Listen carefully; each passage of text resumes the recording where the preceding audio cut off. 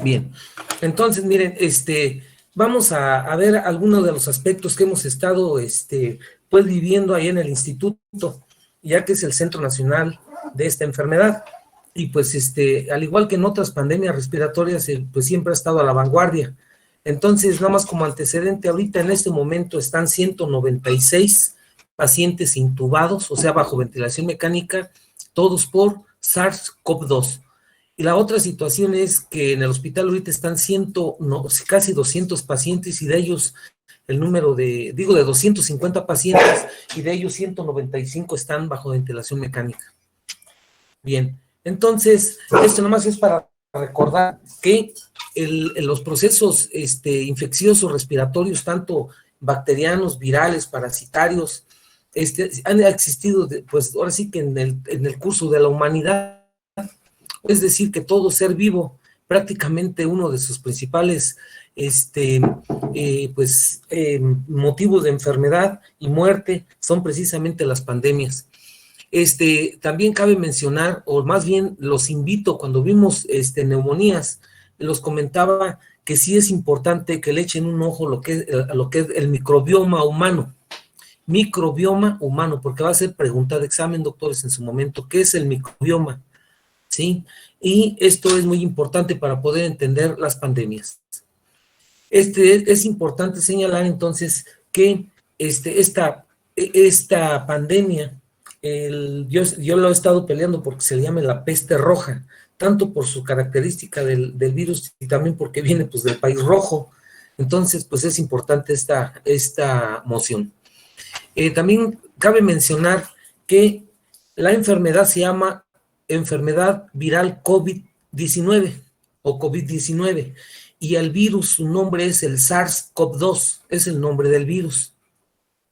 Bien, es importante señalar, doctores, pues que este problema pues es un problema de salud pública mundial, en donde no es la excepción ni México ni Michoacán. Entonces es un problema en el cual todos tenemos que formar parte al respecto del mismo.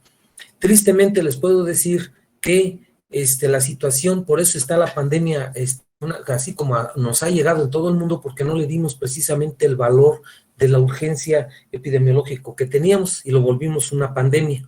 Esto es importante señalarlo.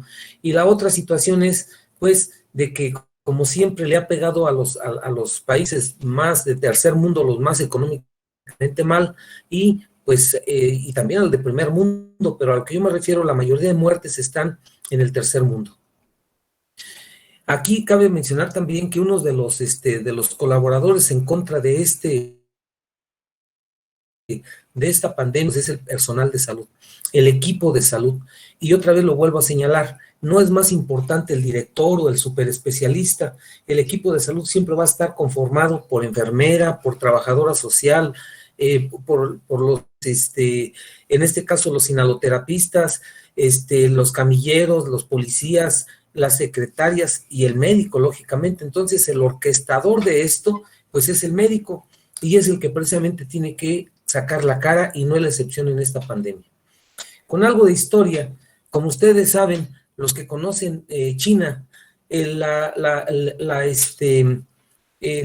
que es la región de Wuhan, es una ciudad, eso es la tercera o cuarta ciudad del país rojo, y precisamente Wuhan es muy parecido a como está precisamente nuestro Morelia. Entonces, sus tradiciones, su manera de alimentación, pues es muy diferente a la nuestra. Ahí sí son comidas exóticas, ahí todavía se comen a las ratas, se comen animales silvestres, les gusta comer murciélago como parte de su alimentación, y pues entonces hasta este momento no se ha aclarado por dónde fue donde comenzó la enfermedad, si fue por consumir precisamente un murciélago o es su hábitat natural en este animal. Entonces, sí es importante pues de que fue una zoonosis, eso sí está bien claro, aunque no sabemos de qué animalito, como más adelante lo vamos a ver. Bien, entonces, como ustedes saben, a finales del 2019, de China de China se fue para todo el mundo, se extendió prácticamente a todo el mundo y no siendo la excepción América. Estos son los datos oficiales del 3 de febrero. 103.362.039 casos en el mundo con una letalidad de 2.2%. Los casos confirmados en México ya casi son 1.900.000 y los fallecidos 161.240 a esa fecha. Y en Michoacán, sí, casi 45,000 casos con más de 3,000, casi 3,500 defunciones, lo que va acumulado hasta el día de hoy. Entonces, esto hace pues que este sea un problema de salud pública y pues es prioritario, es referente a algo de estadísticas. Es importante señalarlo.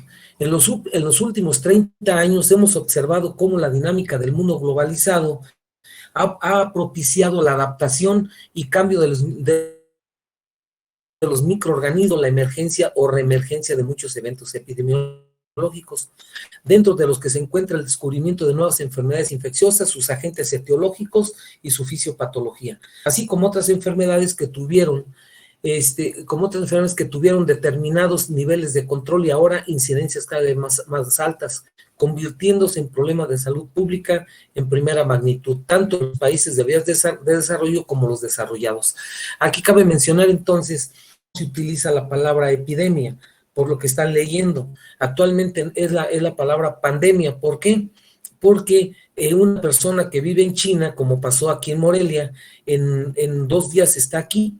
En febrero del 2020 llegó a Morelia un chino, precisamente oriundo de Wuhan, y que era un investigador, estaba haciendo su doctorado y maestría en la escuela de la Universidad Michoacana ¿cómo se llama? En siderúrgica.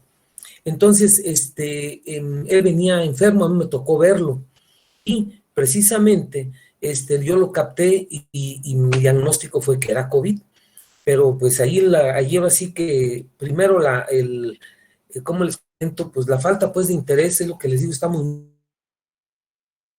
muy lentos a veces con llamarlo así, para actuar, y nuestras queridas autoridades de salud tardaron más de 2 semanas ahora sí que en captar el caso. Entonces, fue una de las causas porque Michoacán con problemas. La situación fue que no se hizo el diagnóstico porque no sabemos cómo hacer el diagnóstico per se, y entonces la enfermedad pues, se extendió rápidamente. Pero así como ese caso que les comento, así pasó en Italia, en España, en lo que son los centros en donde están los aeropuertos internacionales o las intercomunicaciones entre los países. Entonces, esto se hizo una pandemia pues prácticamente en semanas. Esto es para recordar, doctores, que tanto los virus, las bacterias, los hongos, los parásitos, pues tienen mutaciones, y recordar que es una zoonosis. Una zoonosis es precisamente una enfermedad que le da a los animales y que en un momento dado afecta también al humano y viceversa. Entonces, aquí lo que ahorita lo estamos observando o lo que estamos ahorita viendo que son virus, los virus siempre han existido desde que existe el ser vivo, ¿sí? Y estos virus, pues lógicamente, son intracelulares. Entonces, cada 10 años los virus mutan. Es decir, que cada 10 años nos puede caer un virus como el que ahorita tenemos, que puede acabar en un momento dado o con los seres vivos o con la humanidad. Entonces, eso es cada 10 años. Pero cada 100 años existe una epidemia que actualmente es pandemia por bacterias, por virus, por parásitos, por etcétera. Nada más métanse al internet porque eso se los van a preguntar en el examen nacional. Nada más vean las pandemias que tenemos ahorita en el mundo, y desde la fiebre amarilla, desde la fiebre del Nilo, entre otras, el ébola, no se diga el SIDA, la misma influenza, siguen siendo problemas muy graves, y entre otras bacterias, la Stenotrophomonas mantófila, el Acinetobacter baumannii, de los hongos igual, los criptococos, las mutaciones que hay ¿cómo se llama? En el Histoplasma capsulatum, etcétera, y todas precisamente pues van haciendo una alteración total tanto en el medio ambiente como en el humano. Como diagnóstico diferencial, vamos a empezar por ahí. Como dice, no todo lo que chifla es asma, también no toda persona que ahorita está moquienta es igual a COVID. Recordar que es un resfriado común, que es una gripa, que es la influenza y que es el COVID, ¿sí? Y entonces aquí está algunos datos. La primera pregunta, si un paciente te llega a urgencias, es primero si tiene fiebre y tiene síntomas respiratorios, lógicamente, ¿verdad? Aquí la idea es la siguiente. ¿Cuál es el resfriado común? Bueno, primero aquí, perdón. La siguiente pregunta, después de fiebre, si le cuesta dificultad para respirar, sí o no, y si tiene picazón en los ojos. Es decir, si tiene irritación ocular y si tiene rinorrea. Y de ahí precisamente vas haciendo el flujograma para dónde te vas. Por cuestiones de tiempo, esto no lo vamos a ver hasta que veamos influenza. Pero aquí algunas características.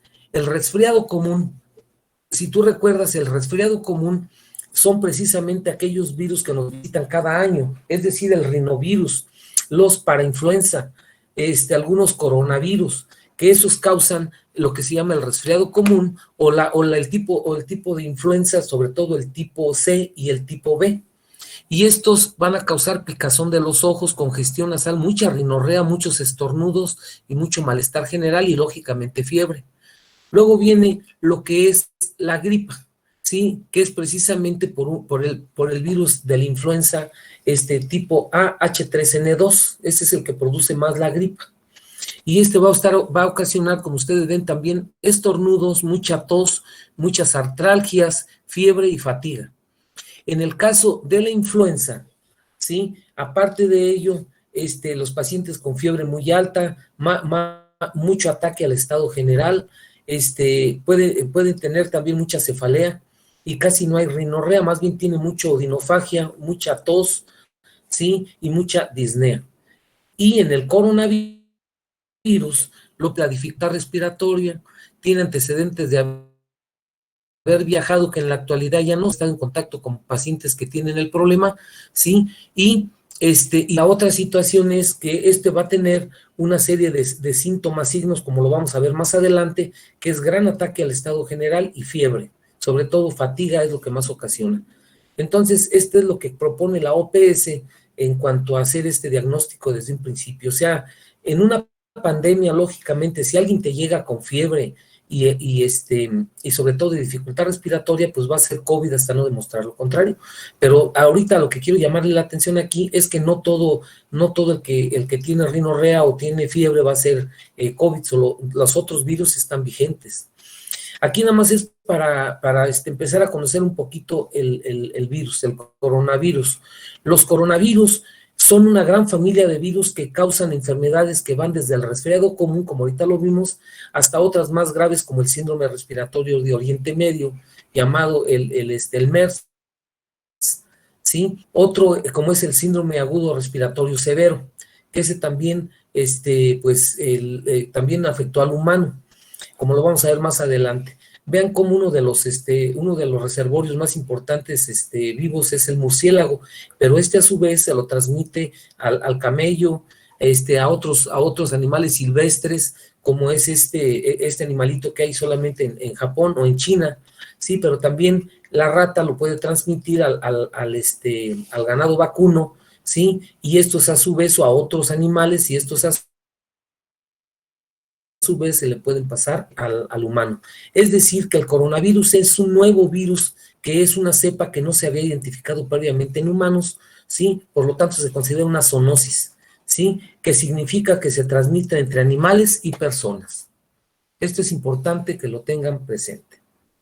Entonces, vemos aquí que ya habíamos tenido 2 conatos de coronavirus como pandemia, ¿sí? Y uno de ellos fue precisamente el SARS, el síndrome agudo, el síndrome respiratorio agudo severo, sí, que lo tuvimos, que estuvo en China en el 2003 y hubo algunos casos en otras partes del mundo. Aquí nosotros en México tuvimos 2 casos de SARS en el 2003 que nos tocó ver en el instituto.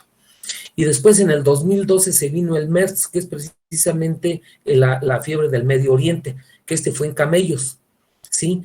El otro, en el SARS, no se aclaró bien cuál había sido el animalito, pero habían dicho que había sido lo que era el zorro o otros animales. Y en el 2021, en el 2019, en China, sí, que fue donde comenzó el como ustedes ya lo saben. Algunas características de los virus, sí, como ya les comenté, al virus se le llama SARS-CoV-2. El SARS-CoV-1 fue el de MERS. Es un virus RNA, es de los llamados monocatenarios grandes. Se encuentra en humanos y otros animales como perros, gatos, etcétera, pollos. Causan enfermedad gastrointestinal, neurológicas y respiratorios, o en los animales en otros órganos. Los subtipos más frecuentes de coronavirus que se han encontrado ahorita en el SARS son estos que pues nada más se los come, mucho de interés que se los graben: el 229E, el OC43, el NL63, el HKU1 y el 201GN. El SARS-CoV-19 es el tercero en las últimas 2 décadas. El primer SARS, como les había dicho, fue en el 2002 o 2003 en China, y después en la península arábica con el MERS, que es el CoV-1, en el 2012. ¿Cuánto mide el virus? Por eso llega hasta el alveolo. El diámetro del virus es entre 60 y 140 nanómetros. ¿A cuánto equivale un nanómetro en relación a la micra? Contiene espigas que se llaman spikes de 9 nanómetros que dan su apariencia de una corona solar. Ese es lo que le dan el que parece un eclipse, es el que se ve ahí en la foto. ¿Sí? Mediante recombinación y variaciones genéticas pueden adaptarse e infectar nuevos huéspedes como murciélagos reservorios naturales, que es lo que les comentaba, y al que le están echando la culpa como huésped intermediario al humano es el pangolín, que es ese animalito que parece un, ¿cómo se llama? O sea, tiene así es. Entonces, ese es el que le están dando, pero no hay una característica bien clara. Lo que sí les puedo decir es que cuando fuimos a China, sí, verdaderamente para su comida son muy especiales, y sí, como que no te dan muchas ganas de comer comida china por allá, por su manera, pues ahora sí que antihigiénica de prepararla. Y pues te digo, la rata se la comen, los perros se los comen, y pues los pangolines es una comida para ellos, pues muy especial. Parece un armadillo, sí, entre armadillo y y pues tiene varias, ¿cómo se llama? Oso hormiguero. Bien, esas son las características. Algunas de las proteínas estructurales que tenemos que recordar, porque aquí es donde actúan precisamente los medicamentos para combatirlo, la principal es la proteína S, que es la proteína Spike o SPIC, que es precisamente la que es la inducción de anticuerpos y factor de virulencia. La proteína N, que es el nucleocápside, inducción a la inmunidad celular. La M, la proteína M grande de la membrana, hay inducción a este tipo de interferones, el interferón alfa. La E, que es una proteína pequeña de envoltura. El NS, que son proteínas no estructurales. El core shell, el nucleocápside, la hemaglutinina esterasa y la membrana lipídica. Eso es lo que hace de este virus RNA pues muy especial, pero sobre todo el S es la principal. Si ustedes recuerdan, en el influenza es el H y el N, que son precisamente las estructuras que tienen que ver con la patogenia del virus. Así es como se ven estas estructuras, lo que ahorita acabamos de señalar, ¿sí? Y aquí tiene cómo se llama este grupo 4 de Baltimore, ssRNA, así es como se llama el virus que afectó o sea, que nos afecta ahorita en la pandemia. Este es el nombre completo, el Baltimore grupo 4, ssRNA. Y aquí están las estructuras, las proteínas que acabamos de ver. Aquí, es para señalarles, ¿sí?, que precisamente en estas proteínas indicadas, en las que tienen que ver con la patogenia y también para el tratamiento. Aquí tienen algunas fotos con diferentes medios, diferentes medios de cultivo o de colorantes, y así es como se ven. La más representativa de todas, pues es la morfología estructural que acabamos de ver, que es como un eclipse, ¿sí? Con sus spikes, y son las que le da esa estructura como si fueran pelos o picos rojos. Aquí los tienen las diferentes imágenes. Así es como te las presentan en cualquier parte o en cualquier libro. ¿Cuál es la fisiopatología? Por su spike es un virus a la vía respiratoria. Entonces, mientras que a la persona no le llegue el virus, ya sea por fomites, en forma directa, por fomites o por vehículos, no hay problema. El problema es casi siempre la oral o fecal. La principal es la oral, pero siempre y cuando se lo embarren en la nariz y en la boca, coloquialmente hablando. Y llegando aquí, hasta ahorita donde se ha investigado, es que el santuario de estos bichos, si ustedes recuerdan, en el SIDA, el santuario eran los ganglios mediastinales y en la médula. Aquí el santuario principal es en donde es en el cinturón de Waldeyer y en la nasoporofaringe, es allí donde más, y en la boca. Por eso los odontólogos tienen mucho riesgo en contagiarse. Es importante que esto lo recuerden, de que la transmisión comienza ¿cómo se llama? La presencia del virus en la vía respiratoria alta. Mientras que no haya ¿cómo se llama? Ese contagio, no hay por otro medio, solamente que de a tiro en la sangre se lo apliquen. Y de ahí, lógicamente, pues va a buscar la vía inferior para llegar al alveolo, en donde están precisamente los receptores que ahorita vamos a ver, los receptores EK2, que con el spike, haz de cuenta, es como la llave y ¿cómo se llama? Y su herraje. Entonces, así es como funciona esta fisiopatología del COVID, de una manera muy simple. Aquí están el ciclo de vida y también cómo es como llega el virus a instalarse en el ¿cómo se llama? En el cuerpo humano. Llega el spike con su receptor, ¿sí? Que ya habíamos comentado, que es precisamente el EK2.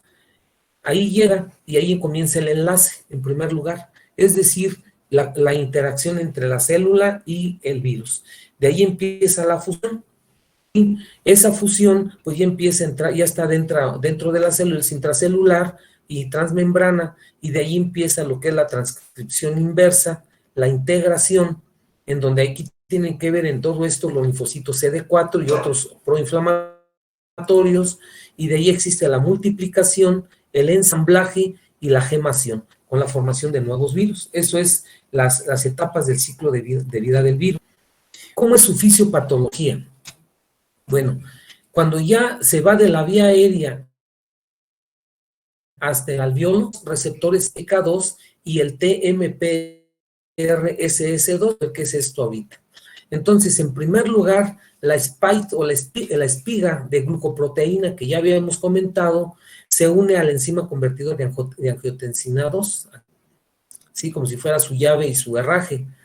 Ocurre endocitosis del virón con la ayuda de la serina proteasa transmembrana, es esa, la serina proteasa transmembrana, el ATMPRS2.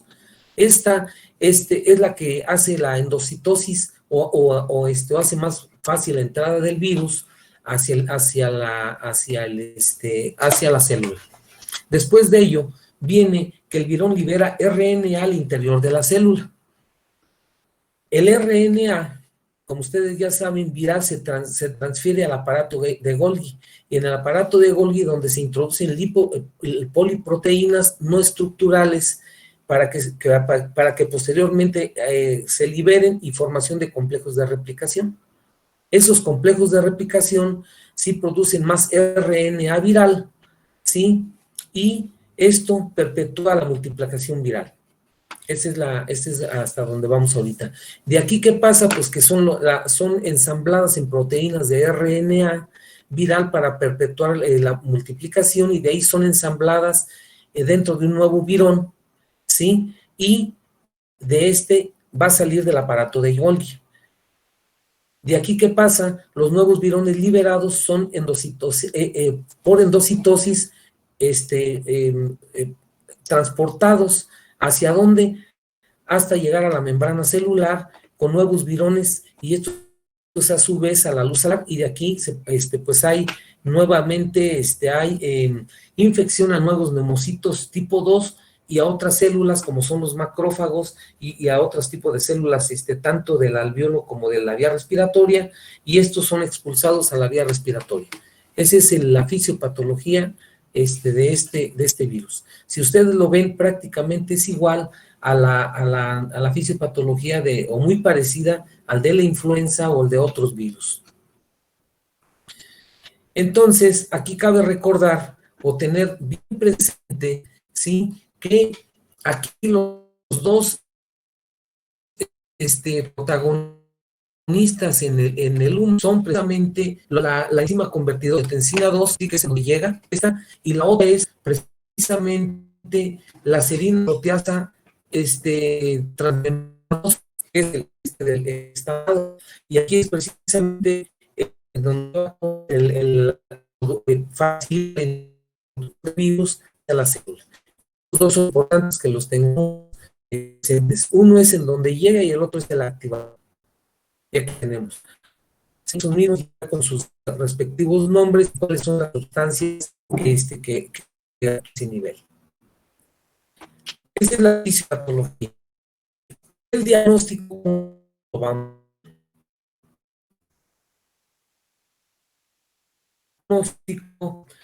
vamos a hacer. Doctor, disculpe, se está trabando desde hace como un minuto. No se escuchó lo que estaba diciendo. Sí, doctor, se está trabando. A ver, ahorita si podemos hacer. No lo escuchamos muy bien, pero...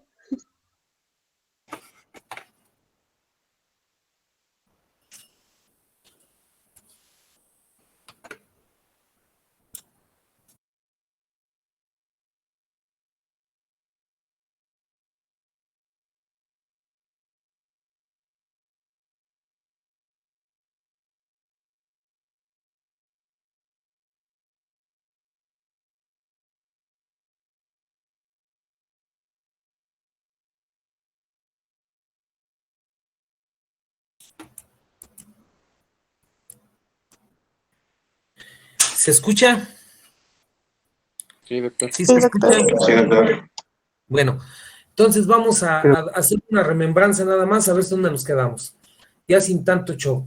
Entonces, ¿cuál es la fisiopatología? Pues que de la llegada a la nariz, allí en su santuario, de allí es aspirado por así que por la inspiración-expiración, llega el virus hasta el alveolo, o en todas las células donde existan estos receptores, ¿sí?, de enzima convertidora de angiotensina 2. En estos receptores hay muchos en la boca, hay muchos en la vía respiratoria y en otros órganos, pero de ahí el principal es a nivel del neumocito tipo 2, es el principal protagonista para la infección y la enfermedad. Y de ahí, ¿qué es lo que pasa? Que la espiga de glucoproteína, el spike, ¿sí?, se une a la enzima convertidora de angiotensina 2. De allí para que ocurra la endocitosis, ¿sí?, el virón prácticamente se vale de la serina proteasa transmembrana. Esa serina, ya no quiere esto. Me perdí aquí, Jesús. Ya no quiere la flecha.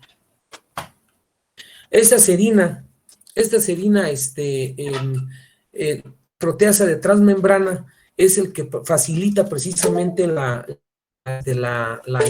endocitosis, y de allí pues se va al siguiente paso, que es la liberación del RNA al interior de la célula, ¿sí? El RNA viral, no sé si el RNA viral se transfiere al aparato de Golgi, ¿sí?, que es que está acá, en donde se le introducen poliproteínas no estructurales para su posterior reliberación y formación del complejo de replicación. Este complejo de replicación produce más RNA viral para perpetuar la multiplicación viral, ¿sí? Estos, ¿qué pasa? Que son ensambladas en proteínas de RNA, ¿sí?, en donde un nuevo virón que saldrá del aparato de Golgi, y de aquí los nuevos virones liberados son endocitados y son transportados hasta la membrana y de ahí salen o liberados a la luz alveolar, y estos pues pueden ser otra vez infectantes a otras células o a distancia. Esta es la fisiopatología de lo que es esta situación. Aquí ya lo que yo les había comentado, recuerden entonces que uno es el activador y el otro es el receptor. Estos dos. El diagnóstico. Para el diagnóstico, primero vamos a ver alguna remembranza del periodo de incubación. El periodo de incubación del virus del COVID-19 se dice que se estima en 5 días, ¿sí? Y que en el cuerpo humano tiene una sobrevida hasta de 21 a 27 la cuarentena. Es decir, que una persona puede infectar en ese periodo con una carga viral los primeros 14 días. Por eso es por lo que se debe de dejar una persona aislada o famosa cuarentena, y les dejo de tarea de dónde viene la palabra cuarentena, ¿sí? Que es histórica. Y esto es precisamente nació en Italia, ¿sí? En Venecia, que es donde llegaban los barcos y ahí los dejaban 40 días y por eso le llamaron cuarentena. Léanlo, es interesante. Entonces, es importante esto para el diagnóstico, porque si no, no nos va a quedar claro qué método vamos a pedir para hacer el diagnóstico. Y puede ser necesaria una cuarentena superior a los 14 días, porque a veces no recuerdan cuándo comenzaron los síntomas. Este periodo de incubación, que es de 5 días en comparación con el ébola, que es hasta 21 días, el del MERS-CoV-1, en cual era hasta 14 días, o en el SARS, en el síndrome de respiratorio agudo severo, que era hasta 10 días. Entonces, y otras, como el sarampión, que es de 10 a 14 días. Este es entonces de 5 días, recordar eso. ¿Cuáles son los síntomas y signos más frecuentes? Igual que en todas las enfermedades, no todos van a estar presentes al mismo tiempo, ¿sí? Los primeros síntomas son un síndrome febril. Ustedes ya saben lo que es el síndrome febril. Entonces va a tener fiebre, con calos fríos, con artralgias, con sudoración profusa, etcétera. Puede ver tos, pero la tos en un principio va a ser seca. Es una tos o con expectoración muy espumosa, pero muy poca. La pérdida del apetito. Ahí sí hay una anorexia, un gran ataque al general y fatiga. El paciente se siente fatigado. Y después viene la disnea, que es uno de los síntomas ya de mal pronóstico, la sensación de falta de aire. De ahí después va a venir congestión nasal y odinofagia, ¿sí? Esa congestión nasal es nada más mormado, pero no hay mucha rinorrea, solo siente la nariz tapada.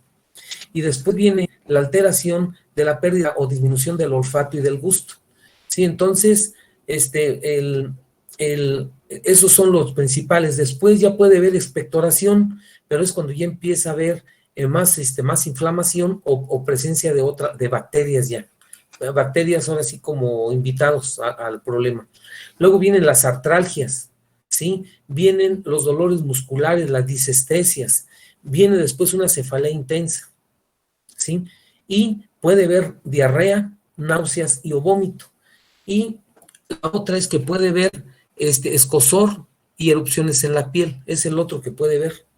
Estos son los síntomas y signos que va a haber principalmente. Ya cuando la situación está más severa, pues ya por la misma hipoxia que tiene el paciente, va a tener alteraciones de la conciencia, y por la encefalitis que ocasiona el mismo virus, puede haber convulsiones.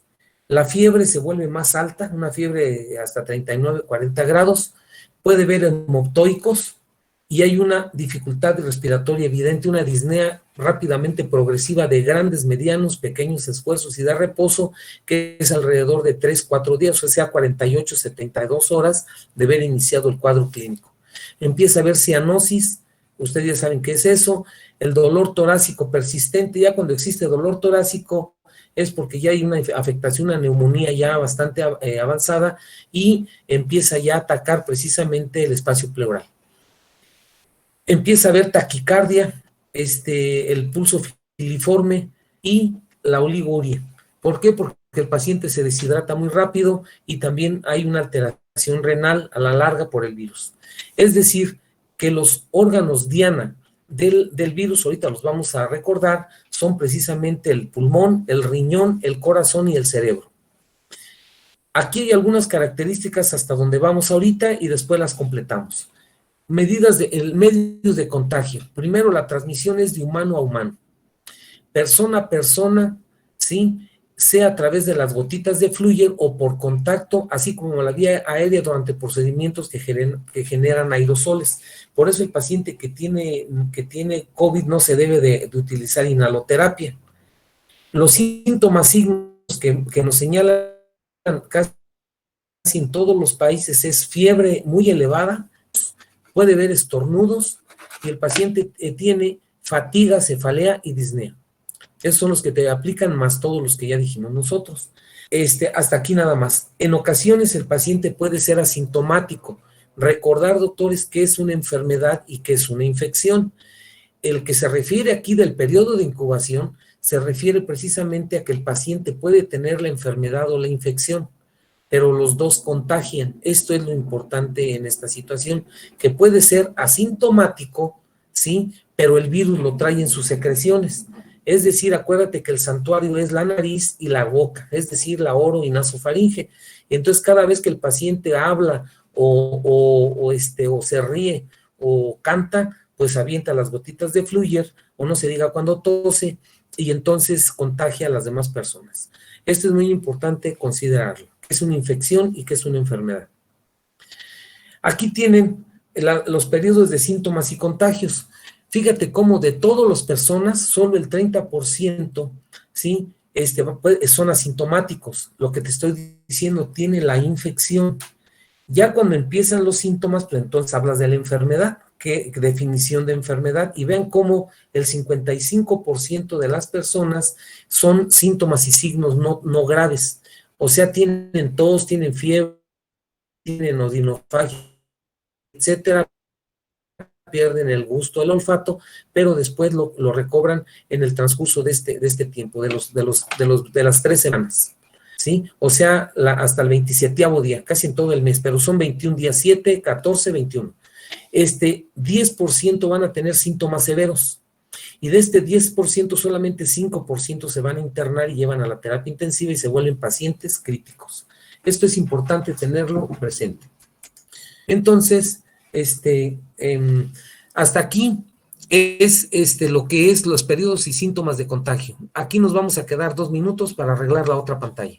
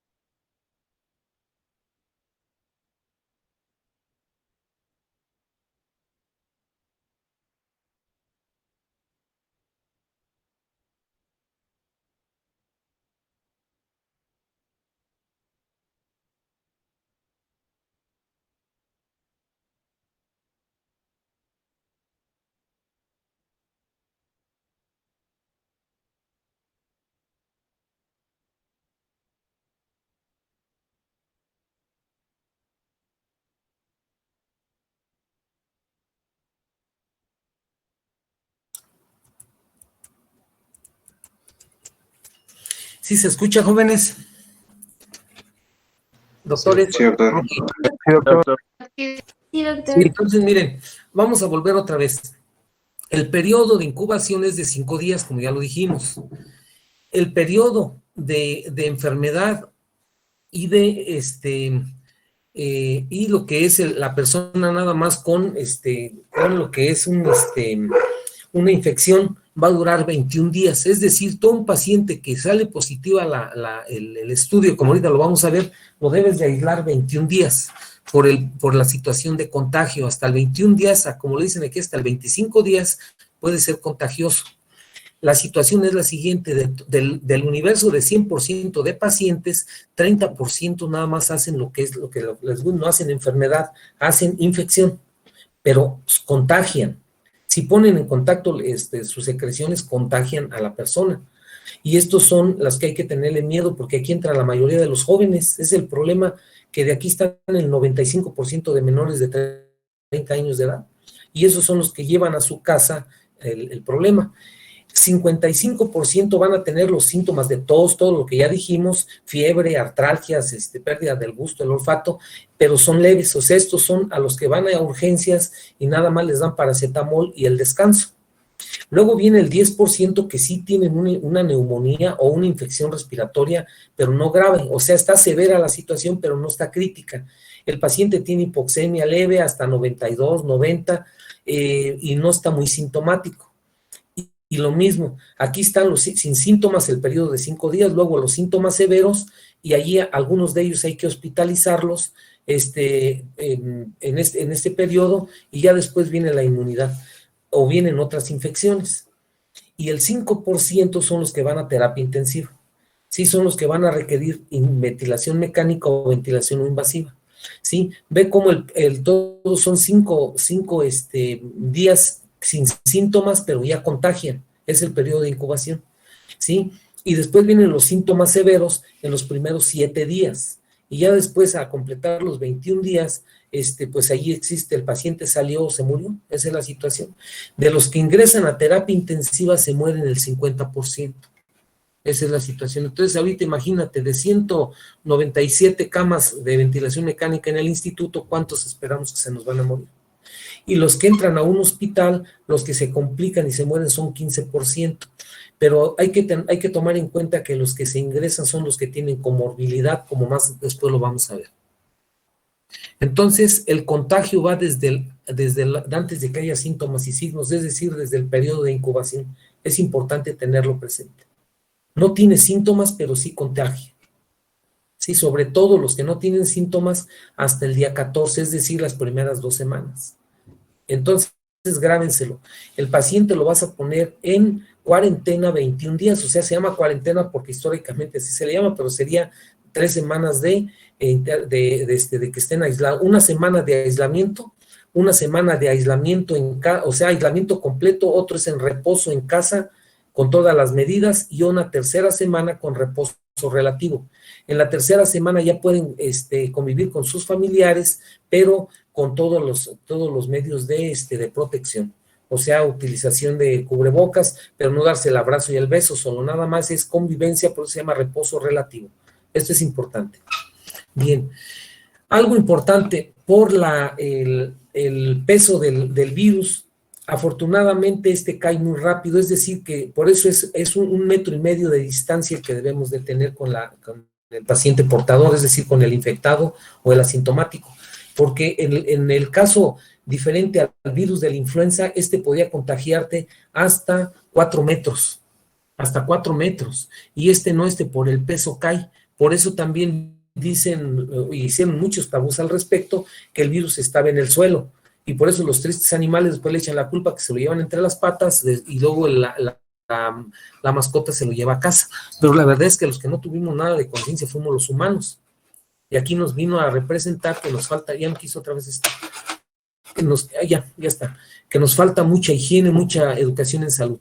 Entonces aquí vean ustedes, a menos de 1,5 metros, alguien que tosa o estornude cae al piso, espontáneamente por los 160 nanómetros que mide el virus. Por eso se le llama que es un virus pesado, ¿sí? Y en otros sí es hasta más largo. Por eso, ¿qué es lo que se debe de hacer? Cúbrete la boca y 1,5 de distancia. Esta es la razón por el peso del virus. Entonces, ¿cómo se transmite? Pues por las secreciones respiratorias a través del tos o el estornudo, ¿sí? Y esto, ¿qué es lo que pasa? O es directamente en la cara del paciente o en la mano del paciente, y a su vez se lo lleva a la cara, a la nariz y a la boca. Esa es la situación, ¿sí? Entonces, debe ser siempre una distancia mayor a 1,5 metros. La otra situación son las fomites o los vehículos, ¿sí? Al tocar superficies contaminadas, al tocar los ojos, la boca, la nariz, por estar saludando de mano, y esto hace que tenga, pues, la infección. O sea, pues, que se contagie, el contagio. Aquí está otra vez para recordar el periodo de incubación, que es de 5 días, más o menos, y el periodo en que se la cuarentena, los primeros 21 a 27 días, como lo dicen aquí. Esto es bien importante, doctores, porque a veces se nos olvida esto, y también desde este momento recordamos, lo vamos a recordar en diagnóstico y en métodos de, ¿cómo se llama?, de prevención, que el peróxido de hidrógeno, es decir, el agua oxigenada, el etanol, o sea, el alcohol y el hipoclorito de sodio, estos tres son los que matan al virus. Por eso el dióxido de cloro lo pusieron como para tratamiento, que de antemano nosotros no lo utilizamos, porque es lo primero que me van a preguntar. ¿En dónde más puede estar el virus vivo en un tiempo determinado? Fíjate, aquí te lo dice muy. En el aire hasta 3 horas. Es una persona que ahorita estornudó o que tosió, en el aire, en las gotitas de fluye, puede quedar hasta 3 horas. Se puede quedar en una silla, en un artículo de plástico hasta 3 días. En el aluminio de 2 a 8 horas. En los guantes quirúrgicos hasta 8 horas. En el papel o en la pluma de 4 a 5 días. En el acero 13 horas. En una bata quirúrgica hasta 16 horas. En el vidrio 4 días. ¿Sí? En la madera 4 días y en el cartón 24 horas. Entonces, fíjate que todo esto lo utilizamos tanto en casa como en los hospitales, y son los medios de contagio. Fíjate cómo en el vidrio 4 días es donde más dura, según este estudio que hicieron, igual que en el papel. Entonces, ahí, claro que el virus no anda volando. Acuérdate que es intracelular, pero en las gotitas de Fluyer pueden quedar pueden quedar las células todavía vivas hasta 4 días en esas superficies. Es importante señalarlo. Bien, ¿cuáles son las pruebas para detección del virus? Hay varios tipos de pruebas que se utilizan. Las que más se utilizan para el COVID-19 es las pruebas virales y las pruebas de anticuerpos, es decir, las pruebas para ver el virus y las anticuerpos. Una prueba viral indica si tiene la infección o la enfermedad, y una prueba de anticuerpos indica que ha tenido anteriormente la infección o la enfermedad. Es posible que una prueba de anticuerpos no pueda indicar si tiene una infección, ya que la generación de anticuerpos puede demorar de 1 a 3 semanas después de la infección.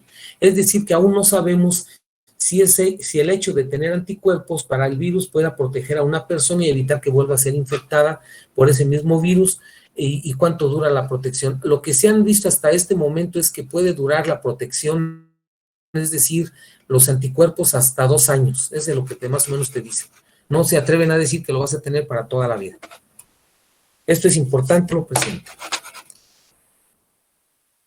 Bien, ¿cuáles son los test que más utilizamos? Desde este momento te digo que la prueba Gold estándar es el PCR del tiempo real, ¿sí?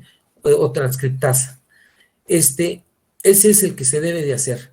Existen unos test rápidos, ¿sí?, pero no es el estándar de oro. El test PCR se hace en el hisopado, es el que se hace el hisopado transnasal o transbucal. Detecta el RNA del virus. ¿Se acuerdan cuando vimos el GeneSpert? Pues este es un GeneSpert, es el PCR de transcriptasa, muchos le dicen de tiempo real, ¿sí?, en el cual un fragmento del material genético de un patógeno microorganismo es detectado por este método, en este caso el del virus. El otro test que le llaman test rápidos, ¿sí?, esto es búsqueda de anticuerpos y proteínas del virus.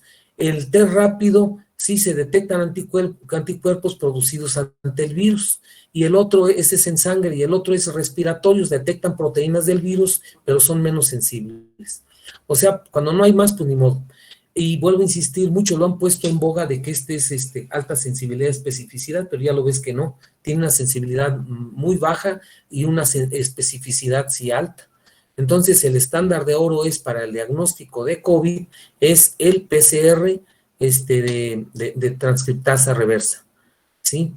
Este es muy alto y confiable, dura varias horas en el diagnóstico. Ya viste que en el GeneXpert te lo da rapidísimo, pero te lo entregan hasta en 3 días aquí en Morelia, y pues su problema es que el que no tenga GeneXpert no lo puede hacer. El otro, el test rápido, el que te digo, detección de proteínas o de anticuerpos, ¿cómo se llama? Jesús ya no quiso esto. Tiene sensibilidad hasta el 80% y dura de 10 a 15 minutos y es sencillo hacerlo. Es el que ahorita donde quiera lo están haciendo. Vas a oír que dicen, yo tengo para hacer la prueba de COVID, pero ve que es sensible hasta el 80, del 60 al 80%. Entonces, esto es importante que lo tengan presente. Bien.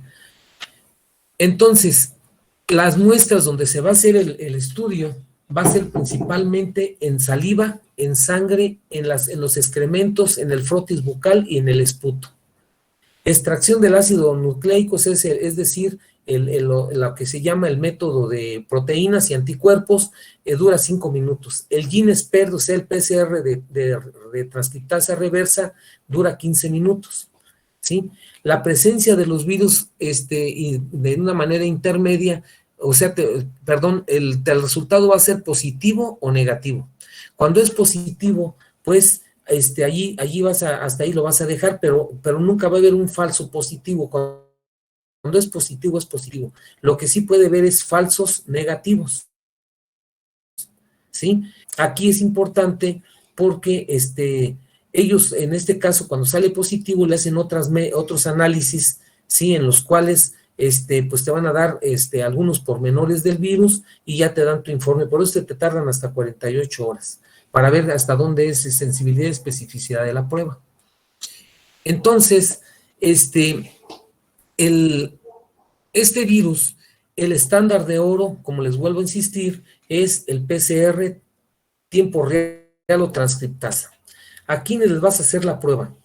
Las pruebas virales se utilizan para saber si tiene o no una infección o enfermedad, pero no todos necesitan realizarse la prueba. O sea, si tú estás bien ahorita, ¿para qué te realizas la prueba? Pues te va a salir negativa. Solo los que tengan, que creas que estén en ese periodo de incubación, o los que ya tienen síntomas y signos. La CDC tiene guías acerca de quiénes deben hacerse las pruebas de detección, pero las decisiones acerca de su realización debe de ser el Departamento de Salud, tanto estatales, paraestatales o locales, el icono de sitio externo o los proveedores de atención médica. Si tienen síntomas de COVID o quiere que le hagan la prueba, primero debe de ser indicada por el médico. Es bien importante. También puede visitar el sitio web para el departamento, tanto local, estatal o mundial, para que vean qué tipo de pruebas se deben de hacer. Esto ha sido una desinformación a la población y a los mismos médicos, doctores, que ahorita tú ves en donde quiera, en cualquier laboratorio, que el paciente nada más porque su vecino tiene COVID, él ya se está haciendo la prueba. Y sucede que se están haciendo búsqueda de IgG, IgM, y entonces están que sí tiene o que no tiene la enfermedad. O sea, cada quien saca sus conclusiones. Entonces es importante pues entender el periodo de incubación y cómo es el virus, cómo se manifiesta en el cuerpo. Muchas personas tendrán una enfermedad leve y pueden recuperarse en casa sin recibir atención médica y posiblemente no necesiten realizarse la prueba. Eso nada más se les da la situación de que se aíslen y eso es todo. Los resultados. Si el resultado de la prueba viral COVID es positivo, conozca las medidas de protección que debe tener, es decir, a tu paciente lo vas a aislar, como ya habíamos dicho, 1 semana y otra semana de reposo en cama absoluto. Si su prueba viral dio negativa para COVID, probablemente no está infectado cuando se tomó la muestra en tiempo y en forma. No obstante, eso no significa que no se enfermará. Esto ahorita lo vamos a aclarar. El resultado de la prueba solo significa que no tenía COVID al momento de que se realizó la prueba. Si el resultado de detección del COVID es positivo o negativo, independientemente del tipo de prueba, de todos modos debería tomar las medidas de prevención, es decir, protegerse y proteger a los demás. Aquí tenemos la prueba en la interpretación. Aquí las que están ahora sí que los estándares internacionales es hacer el PCR y búsqueda de IgG, IgM. El PCR, transcriptasa reversa, se hace en el hisopado de la nariz o en el excremento. Lo más principal es en el hisopado retronasal, que es un poco molesto, o en la boca también es molesto. El IgM, IgG es en sangre.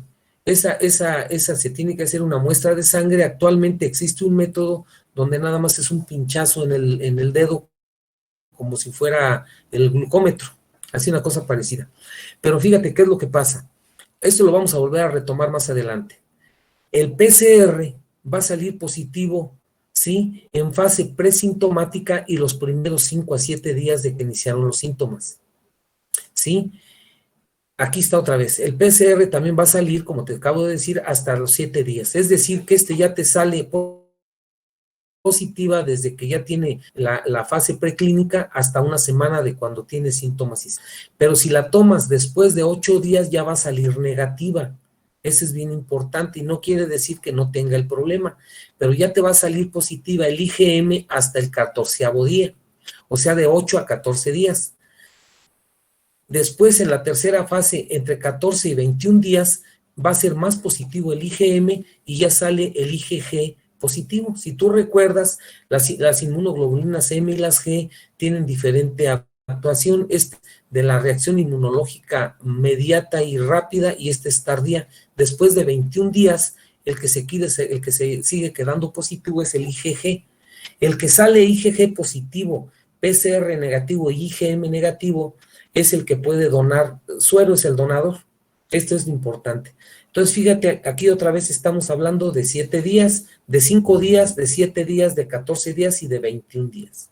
Entonces, es lo importante, cuándo vas a pedir una prueba, cuándo vas a pedir otra, pero el estándar de oro diagnóstico es el PCR de tiempo real.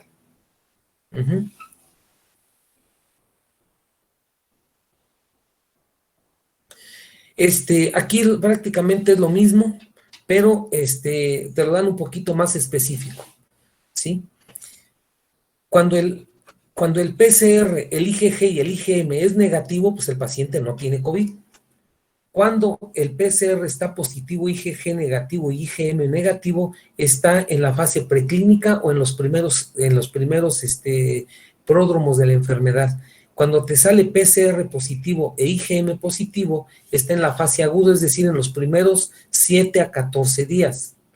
Cuando te salen todas positivas es entre el 7º día y el 21 días. Esa es una fase aguda, una evolución, es más evolucionada que la anterior, es decir, aquí el paciente es el más infectante, aquí tiene ahora sí que en todo su apogeo la enfermedad. Ahí está, ahí es contagioso y es muy fácil de contagiar si el paciente está grave. Luego viene la fase final de la infección, en el cual el PCR sale positivo y el IgG positivo y el IgM negativo. Y después ya se vuelve PCR negativo, dura más o menos entre el 18 y 20 días. Luego viene el IgM positivo y los demás negativos. Y ya después viene la infección pasada, donde nada más hay IgG.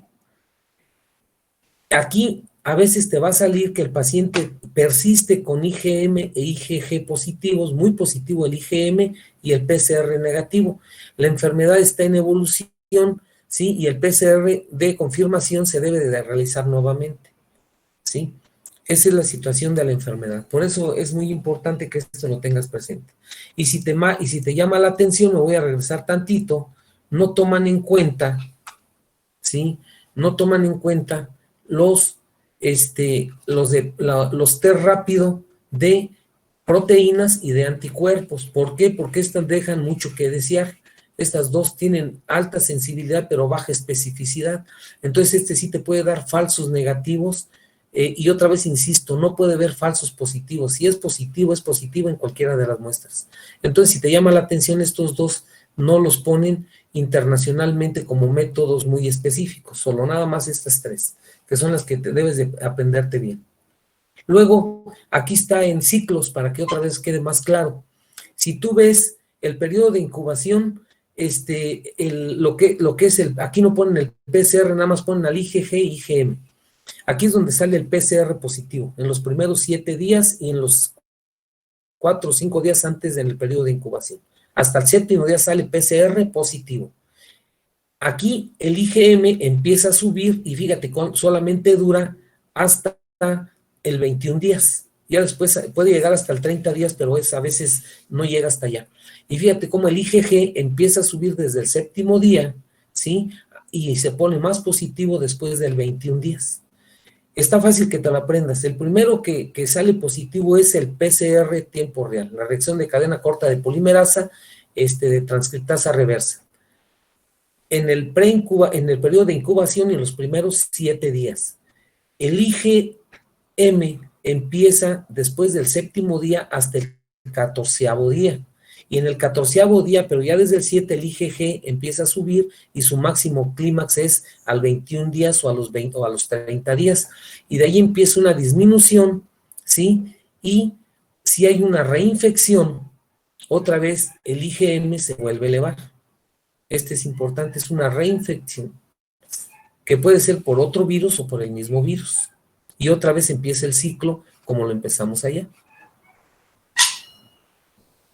Entonces, el estándar de oro diagnóstico para el COVID, ¿cuál es? Es el PCR de tiempo real o transcriptasa reversa. Se debe realizar en la primera semana de inicio de los síntomas y signos. Después ya no la pidas porque te va a salir, ¿qué? Negativa, ya lo dijimos, esto grábatelo, ¿sí? Esquema propuesto para el diagnóstico por imágenes del paciente por COVID. Aquí lo primero que tú vas a pedir, porque han hecho también abuso de la tomografía, es una triste radiografía de tórax. Ya lo vimos en la clase pasada, por eso primero les quise dar lo de neumopatías intersticiales, si no, no lo vas a entender. Y en algunos países, junto con la radiografía de tórax, le hacen el ecocardiograma pulmonar, o sea, el ultrasonido. Pero verdaderamente en México todavía no hay experiencia en el ultrasonido pulmonar para ver las líneas B de Kerley. ¿Te acuerdas las líneas de Fleischner que me decía uno de sus compañeros, que cómo se veían esos atelectasias en el intersticio? Eso lo vas a buscar por ecocardiografía pulmonar. Insisto, apenas está en pañales aquí en México. Te puedo decir que en el instituto no hay mucha experiencia, y te estoy hablando del instituto en el eco. Claro que está avanzado en otros países. Si la radiografía y el eco están negativos, no requiere que le hagas una tomografía. Cuando vas a considerar la tomografía, y ya sabes que el atacar es el estado de, o sea, pues el diagnóstico más importante para la neumopatía intersticial, es cuando existen infiltrados algodonosos alveolares, ¿sí? Es decir, cuando existen muestras de hallazgos dudosos y el ecocardiograma pulmonar muestra líneas B parcheadas, que es las líneas de Kerley, las líneas B. Pero si ya están estos parches mucho más importantes, entonces ya le vas a hacer pues hasta otros estudios más importantes, ¿sí? Y aquí ya hay que considerar pacientes que por su inmunocompromiso van a tener ya hongos o tuberculosis o bacterias.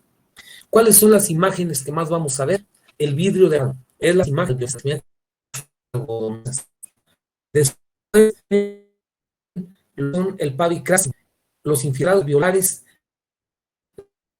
que habíamos comentado. Ahí están muy bien. Los compañeros nos comentaban la vez pasada que como se veían, aquí están muy claras, pulmones en fase inflamatoria,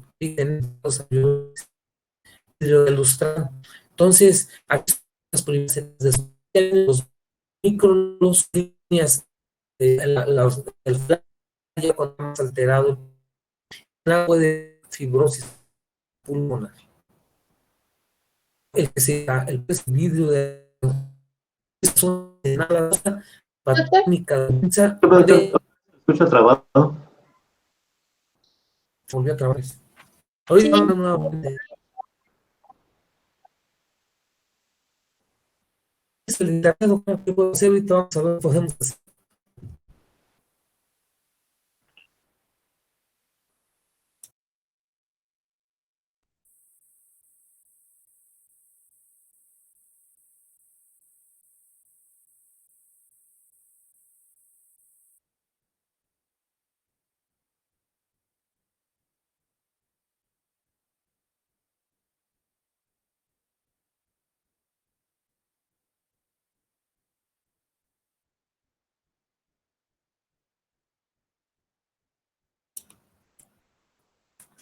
Bien, ¿se escucha?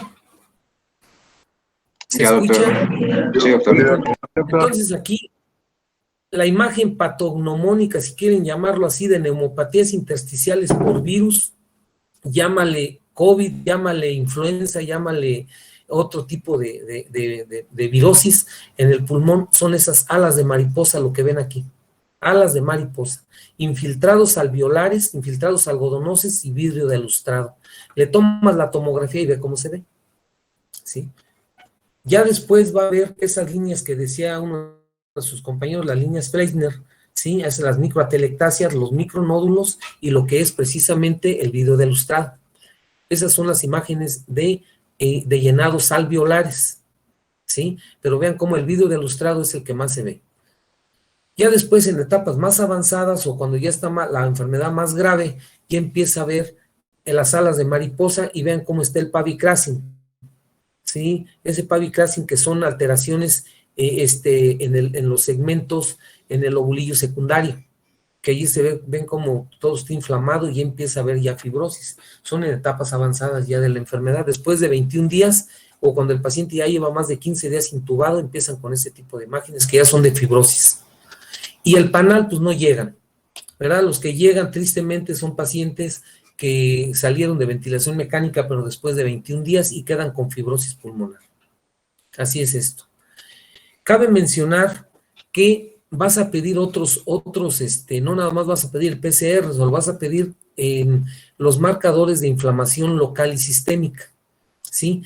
El virus entra por la vía aérea, llega al alveolo, hace todo lo que ya dijimos de su reproducción y de ahí se va para ¿dónde? Hacia otros órganos, en los mismos vasos, vasos sanguíneos propios del circuito menor, y de ahí a dónde se van, de ahí se van por la sangre y se van a otros órganos diana. ¿Cuál es uno de los órganos diana? Es precisamente el riñón, los ganglios linfáticos, y de allí el corazón, el hígado y el sistema nervioso. Son los órganos blanco. Entonces, ¿qué es lo que vas a pedir? Pues las enzimas que tengan que ver con ello. ¿Y cuáles son estas? Pues desde la velocidad de sedimentación globular, la deshidrogenasa láctica, la ferritina, el PCR, ¿sí? El interleucina C y el dímero D. ¿Para qué? Para ver si no está dañado el hígado, para ver si no está dañado el riñón, para ver si no está dañado si hay tromboembolia pulmonar o trombosis venosa, como es el dímero D, ¿sí? La proteína C reactiva, que como tú sabes es un proinflamatorio, bueno, pues un marcador de inflamación inespecífico, igual que la ferritina, si está dañado determinado órgano. Entonces, con esto tú te das cuenta en qué fase está tu paciente, que son las fases del COVID, la fase de infección, la fase pulmonar o la fase de hiperinflamación, o sea, la reacción inflamatoria sistémica, y es donde se mueren los pacientes, ¿sí? En esta fase de reacción inflamatoria sistémica es después de la primera semana, es decir, después de los 7 días, entre 7 días y el 21 días. Y es donde existe mucha inflamación, por eso le pides estos marcadores y para ver si no hay trombosis, que es la causa de muerte. Por eso al paciente se le debe de dar antiinflamatorios, antivirales y antitrombóticos, es decir, anticoagulantes. Aquí nos vamos a quedar, jóvenes, y en la próxima clase vamos a empezar con tratamiento. No sé si tengan alguna duda, algún comentario. Ahora lo vamos a dar a la sección 14. A ver, doctores, adelante. ¿Sí están los compañeros de la sección 14? Sí, doctor. Adelante. Yo tengo una pregunta. Adelante. Decían como dato interesante que, bueno, no interesante, pero lo he visto en una guía de práctica clínica actualizada, que una de las causas primarias en muertes en embarazadas ya era COVID. Mire, es lo mismo que cuando, no sé si usted me preguntó esto, me lo preguntaron, no me acuerdo si en SIDA bueno, no recuerdo, en neumonías. Acuérdense lo que es lo que se llama el embarazo de alto riesgo, ¿sí? El embarazo de alto riesgo, lo que se llama código mater. Las personas que tienen cualquier infección, sea viral, bacteriana, se llama código mater. Aquí hay dos situaciones. Hasta hace todavía un mes decían que el virus del COVID no pasaba la barrera transplacentaria.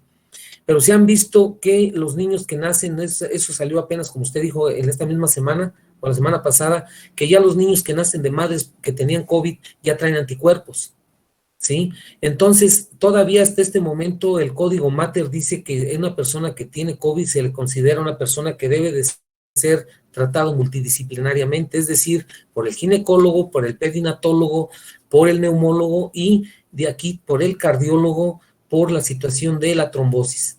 Entonces, un embarazo de alto riesgo hasta donde se ha visto es de que las embarazadas logran bien su embarazo y el tratamiento prácticamente no cambia en comparación a las no embarazadas. Segunda pregunta. Gracias, doctor. Adelante. Doctor, en una de sus diapositivas, Adelante. sí, en una de sus diapositivas mencionaba que solo eran, decía en la diapositiva que solo eran inmunes a a la cepa original. Entonces, ¿puede ser que a las nuevas cepas ya no sean inmunes? No sé a cuál se refiera, pero a lo que sí le puedo decir es de que se puede volver a reinfectar un paciente, sí. Se dice que el 10% se puede reinfectar. Ya que no quiso Jesús. ¿Cómo se llama? Se puede reinfectar. Es lo que hasta donde yo me quedo. ¿Ok? Aquí está en esa diapositiva, ahí te lo dice. Sí, que puede ser una reinfección del mismo virus o de otro virus. Sí, ahorita la otra cepa que hay es la que dicen que está reinfectando, pero se dice que un 10% se puede volver a reinfectar porque no hizo defensas. ¿Ok? Aquí es lo que es días de reinfección, por eso dice otra vez 0 y empieza otra vez la misma cuenta de acá. Tercera pregunta. Doctor, y entonces, ¿qué tan cierto es que dependiendo como la gravedad de los síntomas, puede ser como los muchos o pocos anticuerpos que puede generar una persona? Es muy difícil, doctora. Ahí sí no tiene que ver con la sintomatología. Hay personas que no tienen síntomas y son, ¿cómo se llama? Y tienen IgG alto y ya no tienen IgM ni PCR. O sea, no va en relación al cuadro clínico. Acuérdense los asintomáticos. Sí, hay gente asintomática que tiene muy pocos síntomas y hace buena inmunidad. Y hay otros que tienen muchos síntomas depende mucho de la carga viral. Esa es la parte de la respuesta. Y dependiendo de la carga viral, así va a ser la respuesta. ¿A quién le da más? Con eso se contesta, doctora. ¿Cuáles son? Lo vamos a ver más adelante en tratamiento. ¿Cuáles son los más lábiles o susceptibles, los que tienen hipertensión arterial? Por la foto esa que vimos de cómo se comporta. Las que tienen hipertensión arterial, los que tienen diabetes mellitus, la obesidad, que se lo voy a decir adelante, ¿sí? O los que tienen comorbilidad del VIH-Sida. Son los principales protagonistas de una gravedad del SARS-CoV-2. Cuarta pregunta. Gracias, doctor. Gracias. Cuarta pregunta. Doctor, ¿el exantema o las erupciones de la piel tienen alguna característica especial? Se dice que es muy parecido a lo de otros virus. Si usted recuerda, ¿cómo se llama el exantema en las mucosas? Las manchas de Koplik. ¿Qué son? Sí, en el sarampión. Sí, pero ¿qué es? ¿Cómo se llama en las mucosas? Enantema. El paciente puede tener enantema o exantema per se propio de la misma naturaleza que otras enfermedades exantemáticas. Aunque no es su característica, es solamente menos del 5% lo presenta. ¿Ya? Sí, okay. Gracias. Gracias. Quinta. Adelante. Ya no hay 14 preguntas. ¿No? Bueno, abrimos entonces todos. Adelante, doctores. Pregunta. Doctor, buenas noches. Doctores, ¿Sí me escucha? buenas noches. Sí. Doctor, me queda una duda. Claro que sí, adelante. ¿El aislamiento debe de ser de 21 días, pero a partir del primer síntoma o de que se tiene una prueba positiva? Es que el problema es que a veces no a todos se le hace la prueba, doctor, ¿qué es lo que le decía? No a todos se hace la prueba. Aquí está claro. No me acuerdo dónde está la foto, déjame ver si la encuentro. Donde estaba bien clarito cómo estaba eso que me está preguntando. Creo que es aquí. Aquí está. Sí, aquí está. Acuérdese que existe un periodo de incubación, y ese periodo de incubación es que no tiene síntomas ni signos. Aquí está. Y aquí dice que son los primeros, ¿qué? 5 días, ¿verdad? Y ya desde aquí hay contagio. ¿Me oye, doctor? Y de aquí se supone que usted va a contar del 5.º día, porque se supone que aquí es donde usted hace el diagnóstico. Entonces de aquí va a contar 21 días, por eso le ponen 25 días. Son 21 días más el periodo asintomático. Porque aquí nadie acude al médico, doctor. Es muy difícil que alguien le llegue aquí y le diga, oye, yo vengo porque pues yo creo que tengo preclínica de COVID. Pues no. Es difícil, todos te van a llegar aquí o en cualquiera de estos, ¿sí? Entonces, este doctor, pues ahí está más bien porque tuvieron contagio, porque dijeron, estuve cuidando a mi mamá, a mi abuelito y y tiene COVID, está positivo, pues le vas a dar cuando menos, que es lo que no están haciendo, no lo hicieron en un principio, nomás les daban 7 días y los mandaban a trabajar. ¿Y qué dice? ¿Hasta cuándo contagia? Hasta el 21 días, ¿sí? Y por eso es 21 más 5, es hasta 25 días. Esa es la razón, doctor. Aquí está la contestación. Sexta pregunta. Gracias, doctor. Ahí está, doctor. Sexta pregunta. Adelante. Buenas noches, doctor. Adelante. Sí, mi pregunta va relacionada un poco más con los mitos que hay, que todavía incluso se escuchan sobre la enfermedad, y es para educar a la población. Todavía hay muchas personas que creen que el virus fue creado o que salió de un laboratorio o algo por el estilo. ¿Existe el fundamento suficiente para decir que eso es una mentira y que realmente fue una zoonosis que surgió de algún animal? Mire, exactamente la historia se repite. Si usted lee la historia del SIDA, del VIH, es exactamente lo que usted está diciendo. Sí. En el SIDA, con eso le contesto, porque es lo mismo que con la peste roja que le llamo yo, es de que el SIDA dicen que fue de la siguiente manera. Uno de los laboratorios, de los tantos laboratorios que tiene Estados Unidos en todo el mundo, tenían por allí cerca del río, de ahí pues en el, ¿cómo se llama? En el río más grande de África. Y allí, en una de esas regiones, estaban haciendo experimentos precisamente de mutaciones, de poner una célula de, por decir algo, de un chango con la de un conejo, por decir algo, no sé cuál haya sido. Y de ahí dicen que precisamente estaban haciendo ese tipo de experimentos con ese virus, ¿sí? Y se lo estaban, los que tenían como conejillos de indias eran changos, el macaco verde, el mono verde. Y entonces dicen que se les escapó uno de ellos que tenía el virus, y de se fue en un barco que iba rumbo acá a América y se quedó en Haití.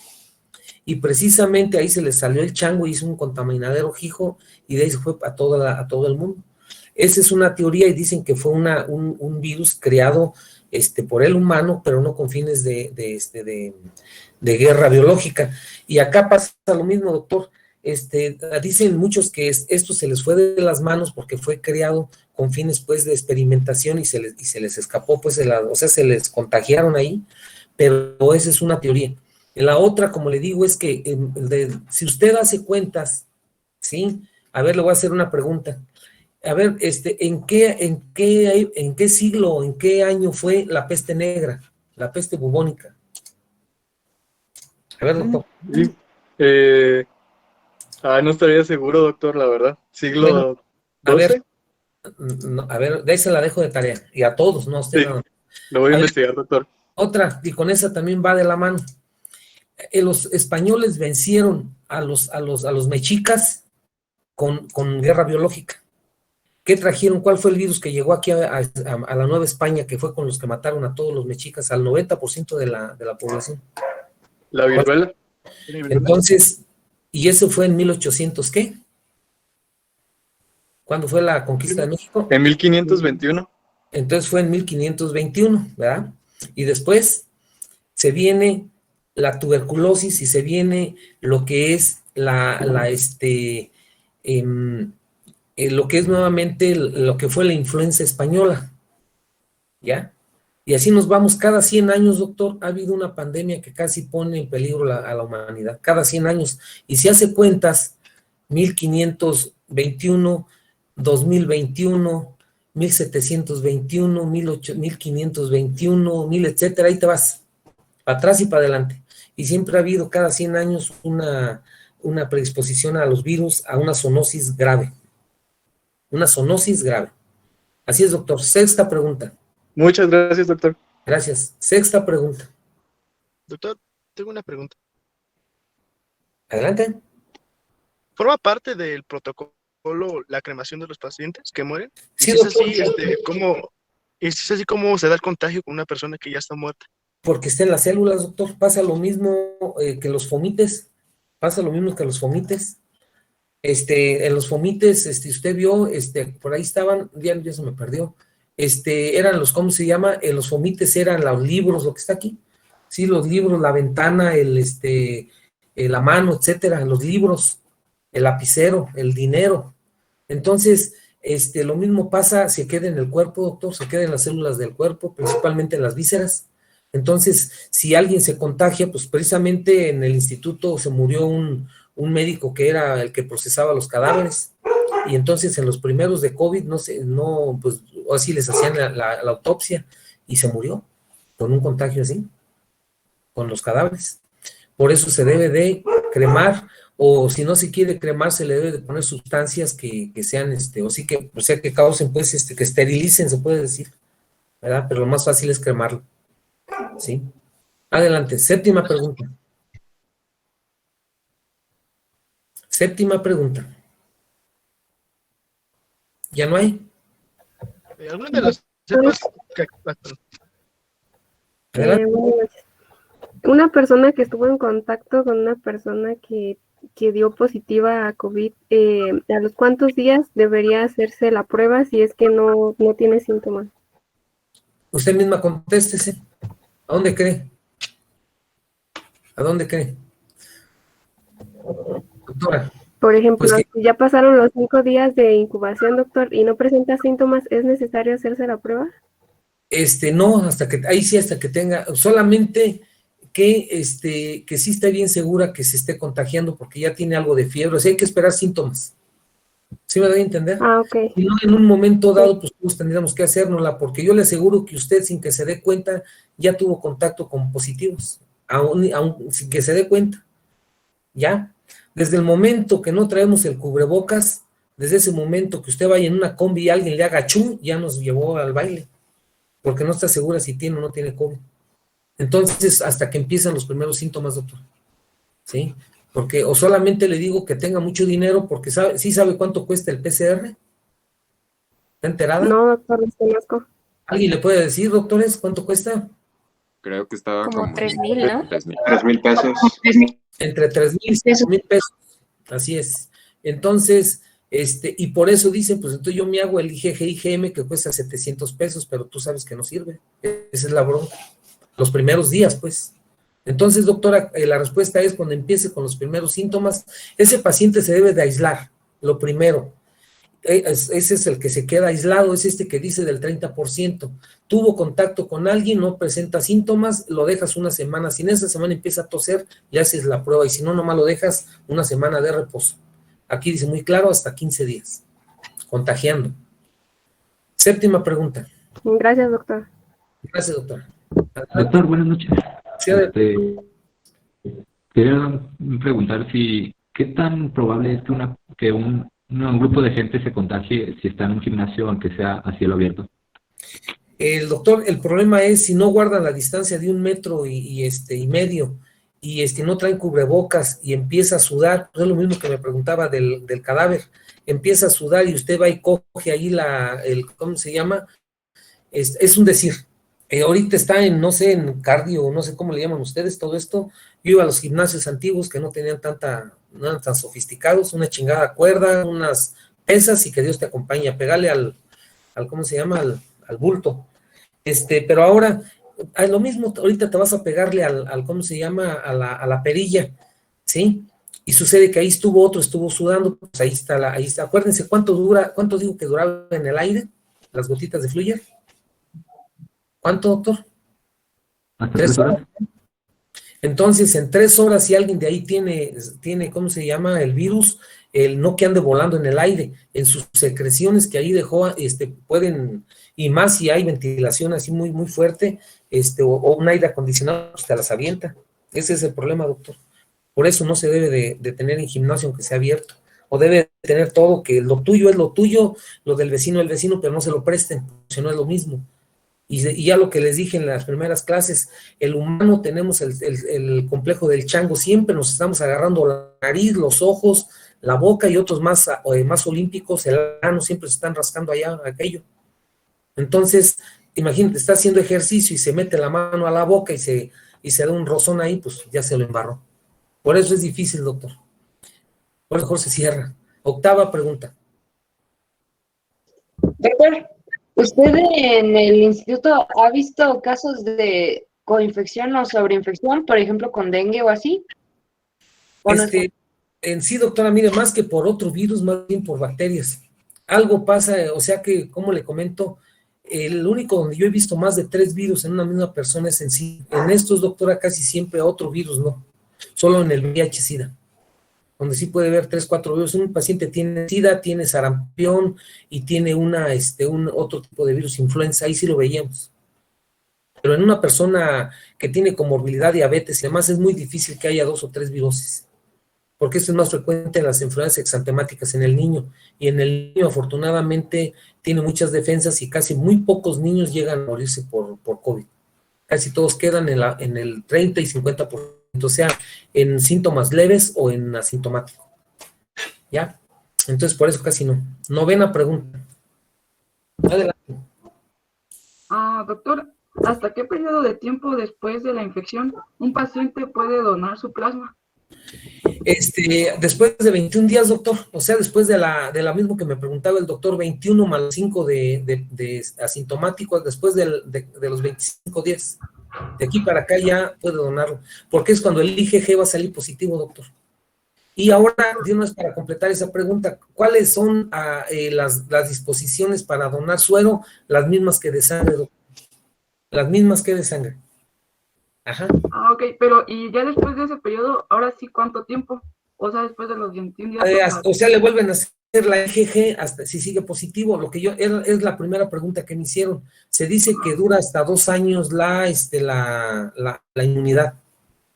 Hasta 2 años, pero depende cómo anda tu IgG. O sea, le haces el IgG y ves cuánto tiene y entonces si sirvió o no. ¿Ok? Gracias. Última pregunta. Adelante. Adelante. Doctor, ¿Sí? en las personas que llegan a tener más allá del día 21 la PCR positiva, ¿siguen siendo contagiosos? Así es, doctor. Sí, siguen siendo contagiosos. Aquí está. Ve ahí cómo es contagioso, hasta qué periodo. En fase aguda, todo está positivo y es el más contagioso. En fase final, cuando esté el PCR positivo y el IgM positivo, todavía son contagiosos, doctor. Cuando ya está el IgG, ya pasaron más de 21 días, de acuerdo al ciclo que vimos hace rato. Ya no leí, acá está, Ahí está la respuesta. Es contagioso, doctor, hasta el 21 días. Hasta el 21 días. Hasta aquí. Ya después ya no, el virus se va en 21 días, doctor, o mató al huésped o ya se curó. ¿Ya? Y va en relación a la pregunta que decía el doctor, ¿cuándo puedes donar? Cuando ya han pasado los 21 días y tienes el IgG alto. Y de aquí para acá puedes donarlo hasta 2 años, dependiendo de cómo anda el IgG. Fíjate cómo baja y luego vuelve a subir. Sí, esa es la idea de aquí. Aquí se mantiene y va bajando hasta a 2 años. Lo más es que dicen que son 2 meses, ese periodo de que está alto todavía. Bueno, pues entonces mañana terminamos tratamiento, échenle un ojo y también va a haber mucho tabús. No vamos a entrar en discusión si el dióxido de cloro, yo te voy a decir lo que dicen las guías, ¿sí? Y lo demás, pues ya lo comentamos. Entonces nos vemos mañana, doctores. Buenas noches y que descansen. Gracias. Gracias, doctor. Buenas noches. Gracias, doctor. Gracias, buenas noches.